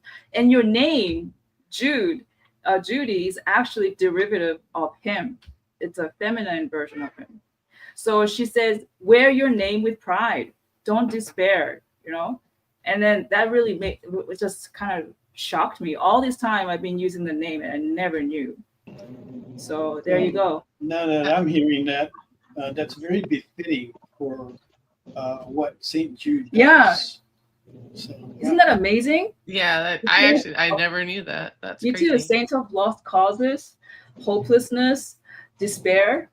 Yeah, because When everything is lost, you're like, oh my God, there's no hope. But he's like, I'll be here to help you.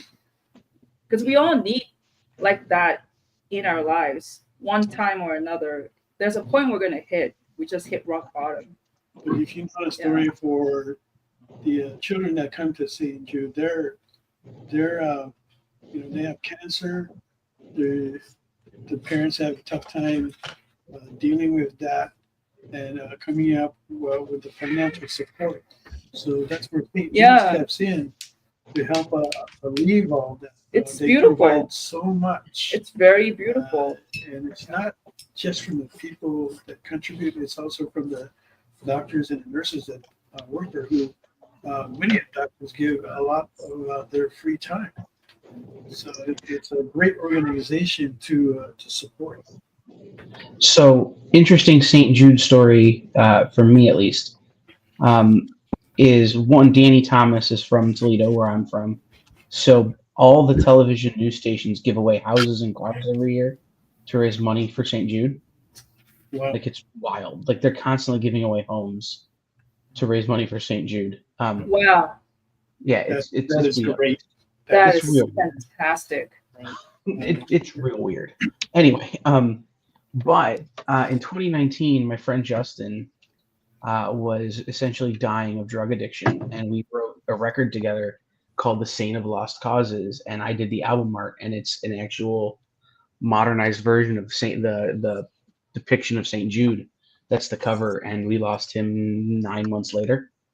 So it was one of those things like he knew he was a lost cause and wanted to write a record about it. Wow. So it's a weird connection that I have to St. Jude Children's Hospital and to St. Jude himself. And I'm not even Catholic. Yeah, that is. Wow, Ken, thank you. Thank you for sharing that. I also had a weird connection all my life and I never knew. And the only reason why I kept it, the name, was my mom saw how much I was upset because I didn't get a pretty name because it was very masculine.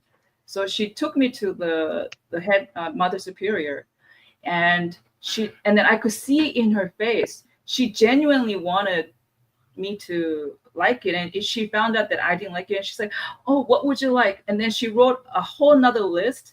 After 1 week, she sent me a letter and said, "These are the names you can choose. I'm sorry that you didn't like the name. I thought it would be really great for you." So, seeing her reaction and the second letter, I felt her sincerity.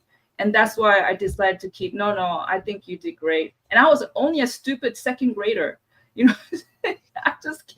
I kept the name, and I'm glad I did to this day. So yeah, I never appreciated it until just recently when I found out about the Saint of Lost Causes. So did you know that you just called Kyle Ken? Oh, sorry, Ken. You're like a Ken to me, Barbie doll Ken. You're so hot, Kyle. So good. Yeah. Oh wow. It's a compliment, okay? Don't take it wrong. You're just Ken. Can you feel the energy? Okay. No, I didn't mean it that way either. Yeah, don't go there. Yeah. So Jen, are you finished with the Supergirl? Do what? Are you done with the Supergirl? Is that done already? Oh no, I've still got. Okay, so to kind of give you an idea, this is one that I just finished last night. Oh, okay. Oh my gosh. All right, so that gives you an idea on what that piece is moving towards. Yeah. It's like every time you get a piece from Jin, it's like you're getting a Porsche, like a Ferrari. Totally. Just like. And that's the reason why her pieces sell every night she's Yes. on. And once again, she gets the first bit of the night from Stevie, who's been holding back, but is pulling out all the plugs this time to get this piece. But there's still about 20 minutes before we cut out from here. And she works on the details, putting more highlights in there. Let's take a look at Katie's piece. We haven't seen hers in a while. I know. I was gonna I have a camera of my head, but it's upside down, and I couldn't figure out how to swap it, so I couldn't use that camera. But sorry. Okay. So this is where I'm at. So far. Oh, So wait, is that markers? smooth. No, it's all acrylic paint. It's from that. Oh my god, it looks like markers. It's so like nice and thin and fluid. Yeah. Yeah. That's Translucent. beautiful. Yep. Okay, that currently has $100 bid on it, so we are looking for the next bid on there. What's the story of that piece? Do you have a story behind that piece? Like, I don't really have a story behind. what are you trying to draw? So the idea is that it's like a cyborg. You know, I mean, she's kind of emotionally looking, which wasn't my intention, but once I'm completely done with all of the metal and the reflections and everything, I'm going to do a really faint blue overlay. The idea is that she'll be like submerged underwater or something, Wow. kind of test tubey. And then I'll probably add a couple like little like bubbles. Right. Normally I don't paint over the logo, but because the blue is going to be so transparent, I'll still paint over the top. So it'll almost look like the title itself is also underwater. So like this is like the kind of like detail I do, and I do kind of hyper realistic stuff. So Wow, that's really heavy. something like that, but it'll be with the with the reflectionary stuff like that. She currently has a bid of $100 on that, and with the amount of effects and work that she's putting under, that is way undervalued. Yes. So get your bid ins tonight, and just like Nick, put in #EXP Ladies Night. That will get you into the free drawing that we are going to have in about probably like 3 minutes or so. I don't know, maybe 8 minutes, but we'll see. But right now we're looking at 3 minutes. Yeah, it definitely looks like Ghost in the Shell inspired Metal Girl, Cyberpunk, all along that line there. So I'm guessing this is like the birth moment. Yeah, kind of. To be fair, it's hard to say. The one thing I've been really enjoying about the heavy metal magazines is that I can kind of paint whatever I want, and it fits, because if you know anything about heavy metal, they're all just random stories, right? So it doesn't matter. Like, I've done 5 other comics. I have one that has a tank girl on it. Like, it's just completely random. This just kind of came to me the other day. Funny enough, when I was talking to you guys, and you're like, and I was just like, and you're telling me kind of like what people enjoy. And I love Pretty Woman, and like I don't draw them very often. I tend to be a little more, I don't know. I don't know. I've had a lot going on in my life too, so maybe it's part of that. This is what kind of inspired me. I sketched up a couple of like standing. I sketched up a couple in other positions, but for whatever reason, the fetal position kind of sung to me. And now that you're thinking about it, I'm gonna have it underwater. It definitely does kind of reminisce of like a, birth, or I don't know. I honestly couldn't tell you. A healing process. Yeah, it's possible. Healing process. It could be also getting re-energized. But also it could be like just hiding in a like kind of going inside, totally inside. I was super nervous to do this show, so it's probably like me emphasizing my in the shell type of feeling. I may sound like I'm an extrovert, but I'm really just good at pretending. This is me masking my introvertness. Same here. But you know what? The real introverts like Jin and Sophia, they're like, you guys are just fake. You're not real. It's funny, is like I went to law school before I got sick, so like I'm used to talking in front of people and debating and being very aggressive. So I think that when I got out of that, and there was no longer, as my husband would call it, he used to call it work Kate. Like, there's 2 different people. And he's like, when you're in work mode, I don't go near you because you're scary. So I think that when, like, after I got sick and I couldn't do like law anymore, and I started doing stuff like this, I think that I've kind of enjoyed being not that person.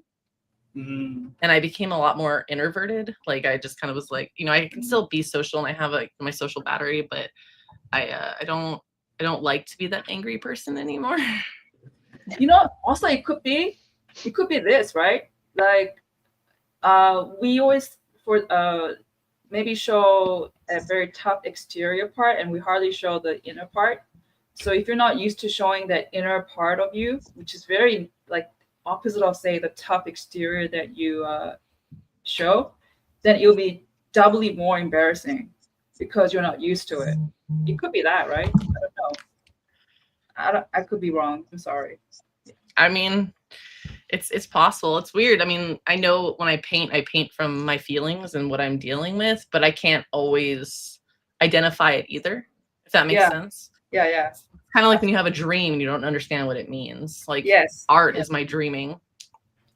Yeah, it's so abstract, which is the best part, because the more abstract sometimes an art piece becomes, the more a lot of people can resonate with it, because you give them the empty space to put their projection inside it. I think that's why it's really cool that way. All right, let's go ahead and do the free giveaway. So if you haven't yet, you still got a little bit of time where you can put in #EXP Ladies Night, just like you see on the screen here. Okay, so the first piece that we're gonna give away, I don't know if Kyle, if you were able to grab that picture that I loaded up to Slack that has the picture of the giveaways.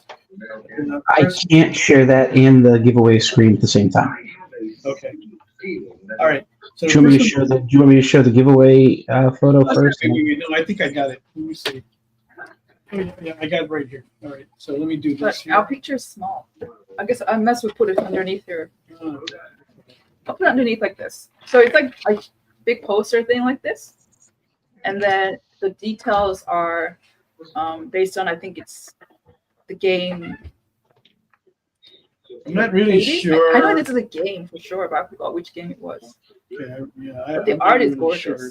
I like the art. Can't even remember like how we got this piece, but this is the first one we're going to give away. So let's go Yeah. ahead and roll that. Let's see who's done it. We haven't done giveaways in a while, so I know. kind of excited to be doing this again. Yes.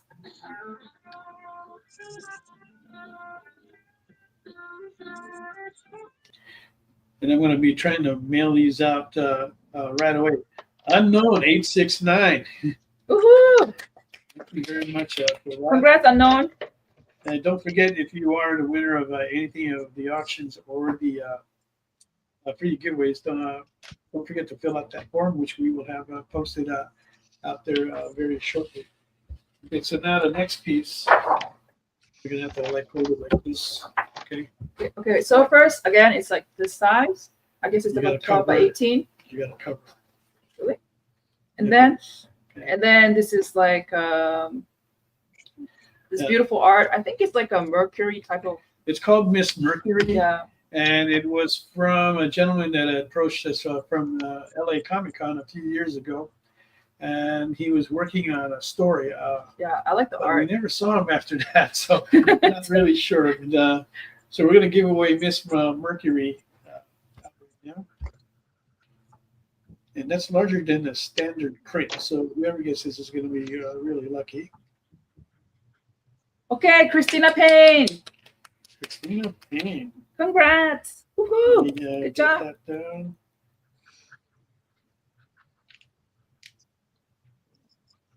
Okay, now the third piece we're giving away was a Amazing Con exclusive a few years ago. I think it's from 2022.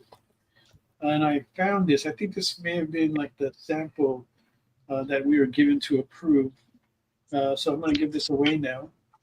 This was for Underland from Ethereal Comics that we did for them. And this has artwork from Louis Bravo, Anvu, and Mog, who each did a character on there. And it's colored by Saul Maradona. from Argentina.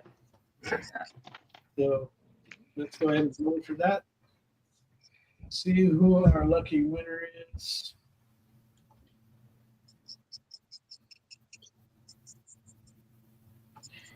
Adrian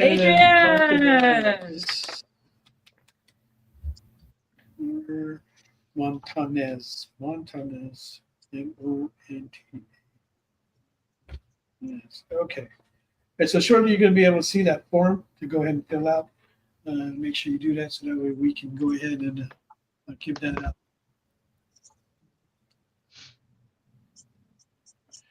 And we just get thanks, Adrian. Not only is he getting that free giveaway, but he placed a bid on heavy metal, pushing that out to like 110. Thank you very much for that. Thank you, Adrian. And you still have about like 9 minutes or so to bid. Go ahead and don't wait till the last minute. Get those bids in, and let's get it rolling here. All right. Anything else you want to cover, Mark? Me? Yeah. No. No questions from left field. That is stunning. And Jen laughs. She knows what I'm talking about. I thought for sure that she would have one. No, I keep forgetting. I've also got a cover with glass that's on Kickstarter currently. That's with Codex Entertainment. With Les Garner? It's called Glass, Glas. It's his first superhero series. I saw that too. Yeah, I did see that. Yeah, and then I've also got a cover coming out next month with Bad Bug Media that I have not been able to show that one yet. Okay. And yes, we are confirmed for New York, so we will be going there. And we'll also be going to Baltimore after that weekend. So we'll be pulling up 2 consecutive cons. That'll be our first time for Baltimore. There's a good chance that at Baltimore we'll be doing SketchUp live from Kyle's living room. There we go. We're going to talk about that. Just to let you know, Kyle, for Baltimore, I'm flying straight there from New York. So I will be in Baltimore on Wednesday. I'll be living there at that point, so it won't be hard. Okay, great. So, careful, Mel. You're within reach of a left backhand. I think that's her right hand, Steve. It's probably looking like a left to you from here. You know what? I just saw this interesting Korean drama, and there's only 2 episodes out. Here we go. And it's called, have you guys heard of it? It's called the S Line. Like S as in, saint. You guys nobody heard of it? No, but I love Korean dramas, so Okay. I'm like listening now. I didn't know this, but it starts with, because I guess they're so proud of it. They won all this like Cannes Festival, it's a TV series award. And the premise is, imagine, right? Once you have shared physical intimacy with another person, you end up creating a red line coming out of your head. So it's like they call it the S line. So the more you played around, every time you have that with another person, different person, the more lines is gonna spread out of your hair. I mean, but not, and then and then the main character can see that line. She can see it, but no, of course nobody can. So it's like her secret world. That's why it's called S line. So just imagine the implication. Say you have the power to look at people and you see all these red lines coming out of their head, or none at all, and who this person slept with who. There's a connection you can easily see by strings, right? So yeah. Hey, in case if anybody wants to cosplay Mel, you know how I like wearing these sleeveless T-shirts, right? The EXP is going to be making their own cosplay Mel T-shirt, which you can go ahead over to the EXP store and grab yourself an experience sleeveless T-shirt. Okay, so I'm not sure when that's going or if it's in there yet. Monday. Watch for it. It will go up Monday. There you go. On Monday, you can get your own Mel's cosplay T-shirt from the experience. All right. That's so insane. Yeah, I don't know if I'm going to get any receipts from that. Kyle, Mel should get a. It's a You sleeveless T-shirt that says, "This is my Mel cosplay." Then You should mail that to Mel so he can wear it and advertise it. What the heck, Kyle? Well, we will, but I have to make it live first. Okay. There you go. Okay. Like, it's print on demand. It's not like I just have them sitting in my garage. Oh, yeah, right. Yeah, right, Rook Peace. Andrew was saying Geisha Mel No. sketch. Brooke, I will never do that because I don't want to fall out of love with Mel. Okay? That's devotion there. Thank you. I don't want him to be ever look unattractive to me. So There we go. And no, she has never seen me in a skirt. Just in case if anybody's wondering. Okay. Thanks for jumping in, Big B McFly, the comic guy. Stevie B, we can all get one and start a grunge band. Mel and the Cruisers. Oh, I like that. wow. Yeah. We're going to have to get that all settled in for New York. Whoever wants to get in on that, actually. Yeah. And the best part about this band, nobody has to know how to sing or play a musical instrument. You just have to chill. We'll just lip sync it. Don't even sing. Please don't sing. Oh, I think I sing pretty good. I don't really do karaoke, but yeah. All right, 4 minutes, guys. Let's go around the room and take a look at what's going on with these art pieces. And there you go, Jen, working that suit, working up the hair. You know, if you're gonna do the ladies, you gotta have good hair, good eyes. We talked about this. Good lips, everything's got good on there, good face. Currently has a bid of 150. Looking for the next one on that. And going to Mary Jane from Sophia.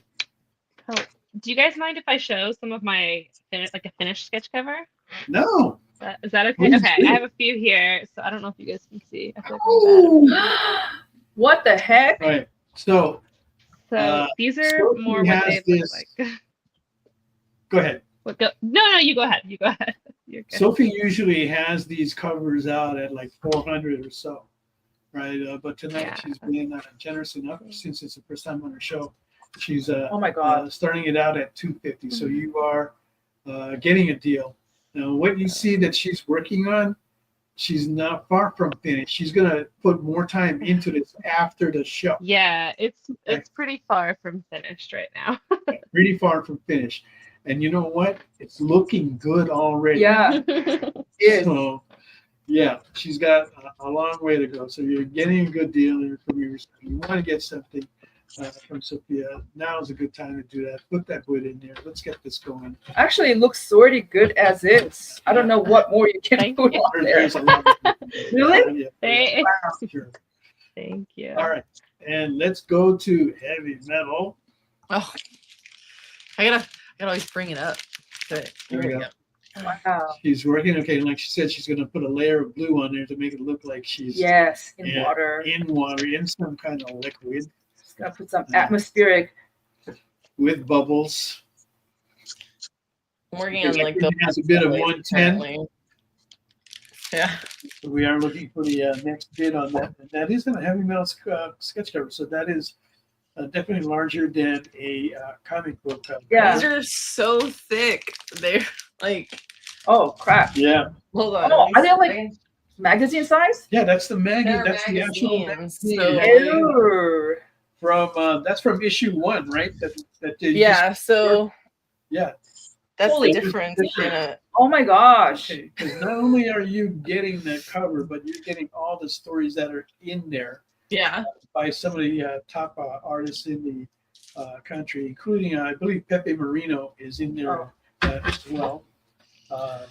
Sperlongo, who just posted the next cover for that he did, or he's coming back. He's done a lot for them in the past, but he's doing another cover for heavy metal that's coming out soon.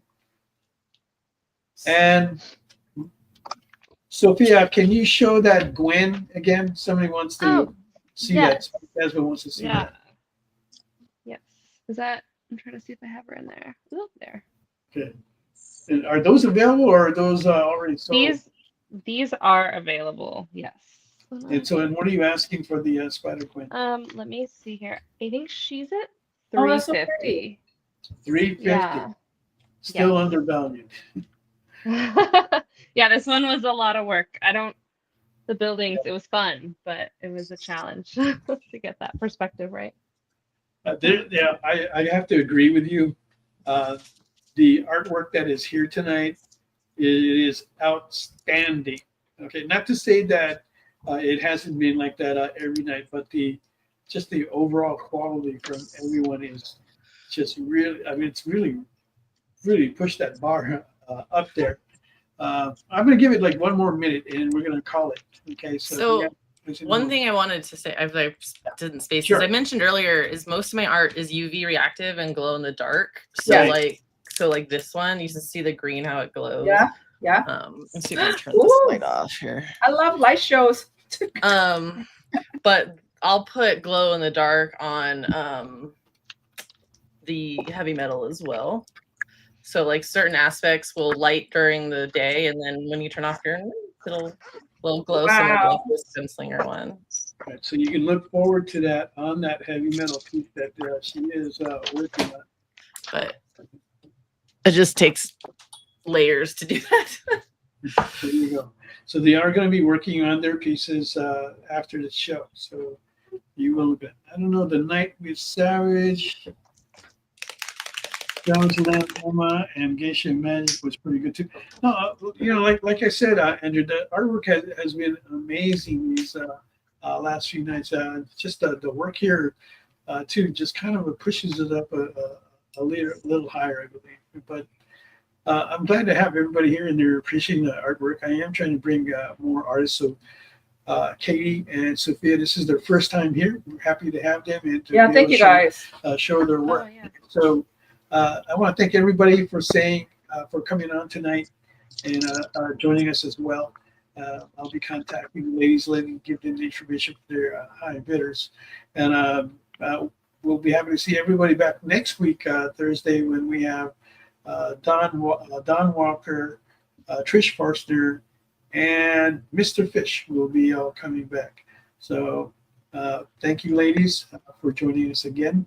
Be sure to check out their websites, give them support where you can, and look for them at the future shows that they will all be attending throughout the year. And with that ado, I want to say good night, everybody. Good night. Thanks for coming on. Thank you. Thank you so much. Yeah.